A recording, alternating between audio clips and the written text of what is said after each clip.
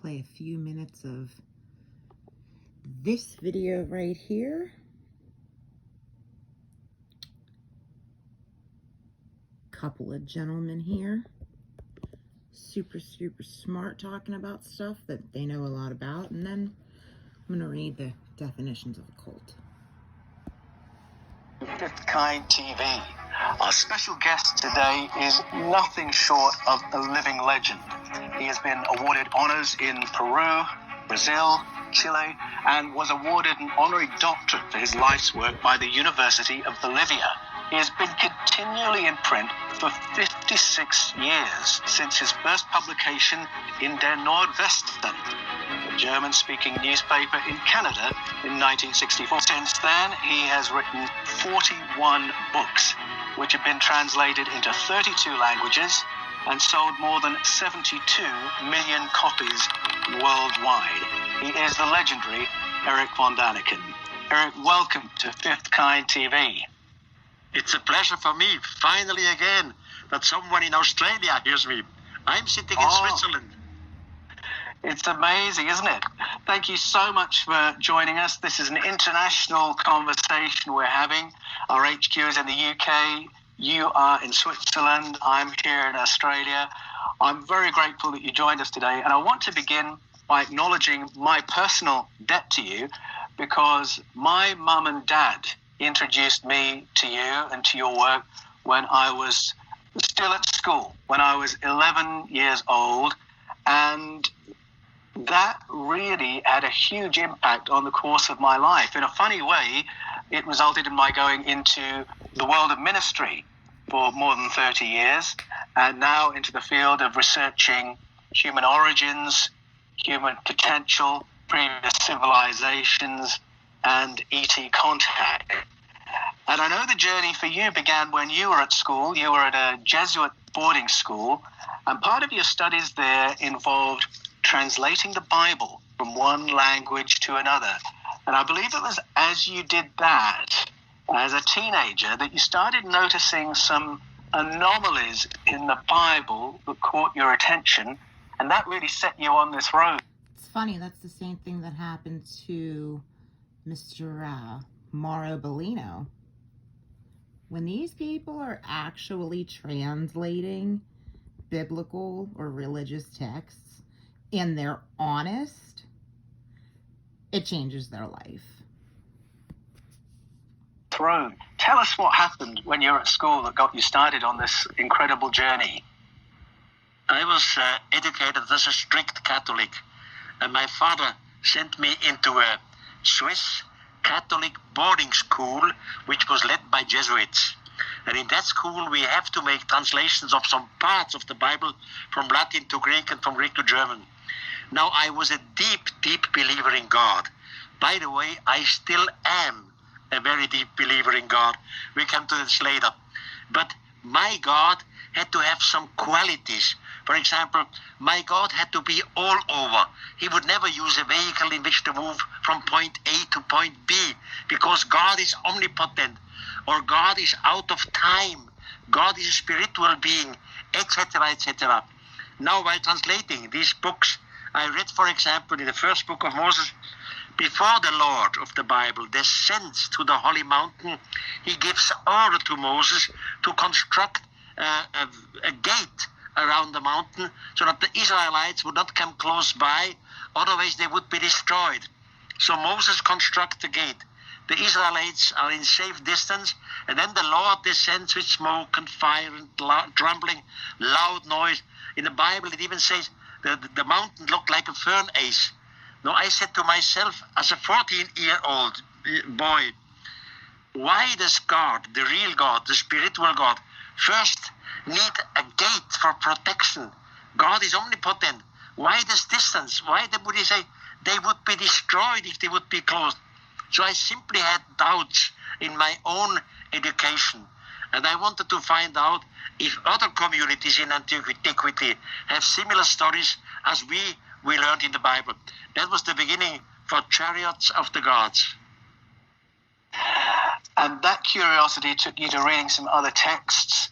I think already at school you were reading the Mahabharata, And I believe it was one of the brothers, one of the Jesuit priests, who was noticing your questioning and said, Eric, you should go to the library and borrow the Book of Enoch.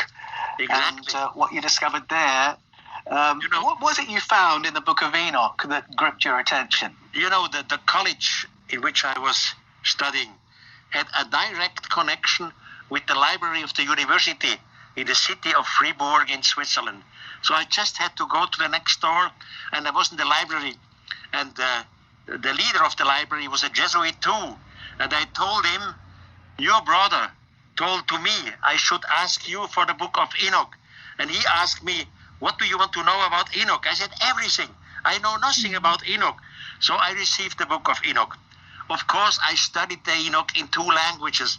And it's very, very fascinating. Now we have no time to recover the whole Enoch story.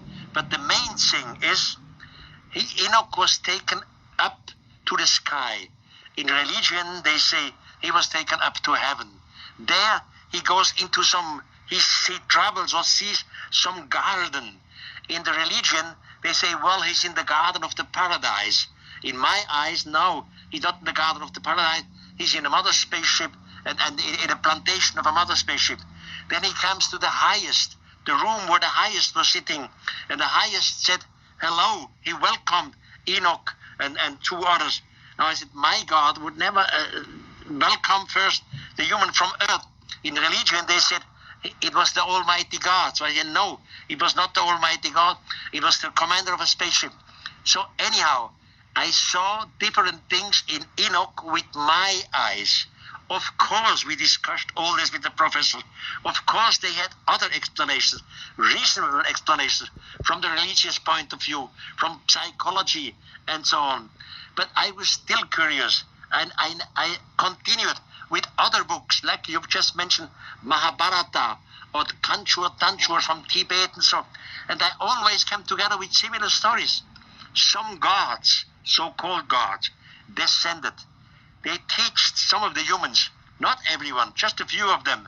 And they teach them, and these teachers went back to the humans, and they became the teacher of mankind at that time. So the story repeats.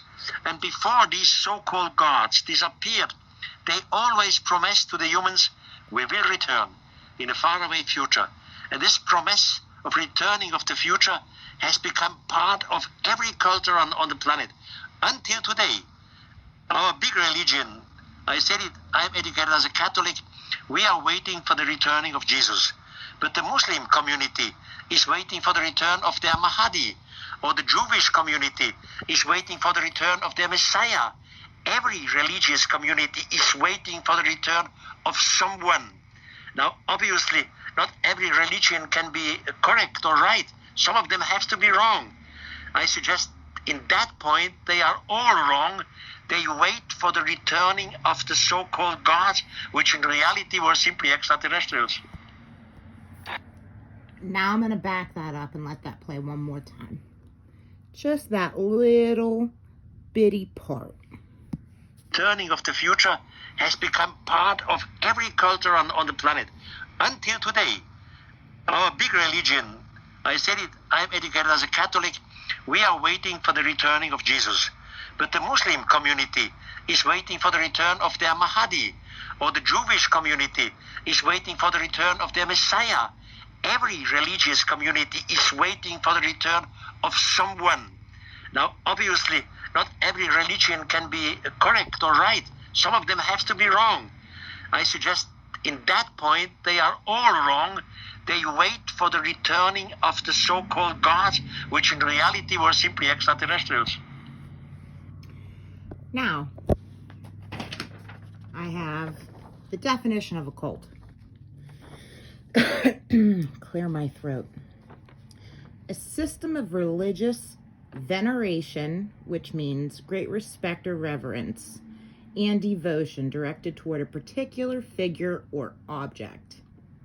A group of people having religious beliefs or practices regarded by others as strange or sinister. A misplaced or excessive admiration for a particular person or thing. When I got jumped by this Jewish spirit right before Rosh Hashanah. It felt like he wanted people to know the truth. And I think it all boils down to the fact that everybody are the sons and daughters of Israel, and everybody in this 3D world right now who doesn't understand that we're playing a game and it's kind of a simulation. It is kind of a holographic matrix that we're living in. And until people start understanding spirituality, we're getting screwed by having to reincarnate and try again and let evil forces feed off of our energies. I can't even imagine